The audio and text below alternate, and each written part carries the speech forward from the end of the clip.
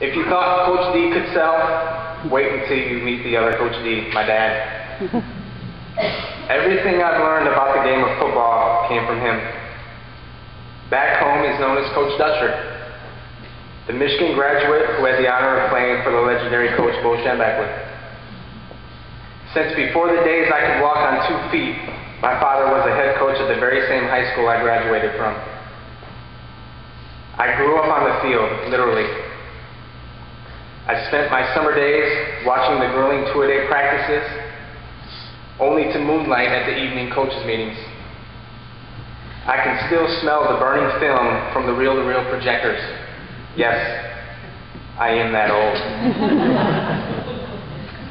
Most kids enjoyed a nice bowl of cereal and Saturday morning cartoons in the fall, while I was enjoying stale sunflower seeds and the never-ending, rewinding play-by-play breakdown of the game of the night before.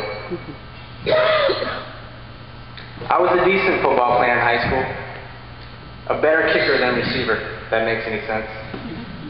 I had the soft hands and the precise routes, but I didn't have the size or speed. I dabbled with it after high school, but it didn't quite pan out. After a couple of years of working odd jobs at community college, I needed a change of scenery, and my dad had just the solution. At the age of 24, he packed me up in his car and headed to Fort Wayne. During that 2.5-hour trip, we had a very private discussion about life. We talked future, we talked opportunities and the need to take full advantage of them, even though they're few and far between. We talked about the importance of first impressions. We even talked the Bible a little bit, which wasn't something a frequent topic in the discussion of our family. No offense, Sister Elise. What happened next could be attributed to divine intervention, or it could just be plain luck. You decide. We arrived on campus, minus the earring I had in my left ear, and minus the horribly sagging jeans that I left the house with. We entered an old white house with a Microsoft Word created sign on the front door that said football office. I looked at my dad and said, "Where the heck are we?" This is where the sale of the century occurred.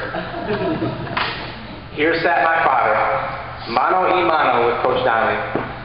He proceeded to sell this man, a 6'3" beanpole of a football player who happened to be 24 years old and 4 years removed from stepping on a football field. He mentioned that I'm a kicker by trade and that I might be able to help out catching a few passes from time to time. He didn't have any game tapes. He didn't have any statistics.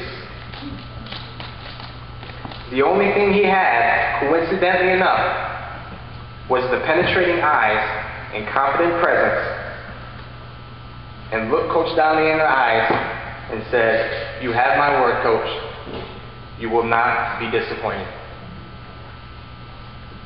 Coach Donnelly again slid his glasses down, looked at me. "Son, I better not. Now let's go get enrolled." As best-selling author Deepak Chopra put it, there is always one moment in adolescence when the door opens and lets the future in. That was my moment. As busy as my father was building his program, he always had time to throw me the ball. He taught me how to catch. He taught me the value of running precise routes. He taught me how to think on the field. I had unlimited access to facilities. Sometimes I even had my own set of keys. About the only thing he couldn't teach me, and I'm sure Coach Donnelly could attest to this, they could not, for the life of them, teach me to find my way to the weight room. All joking aside, Dad, thank you. Thank you for providing me every tool necessary to become the player I became.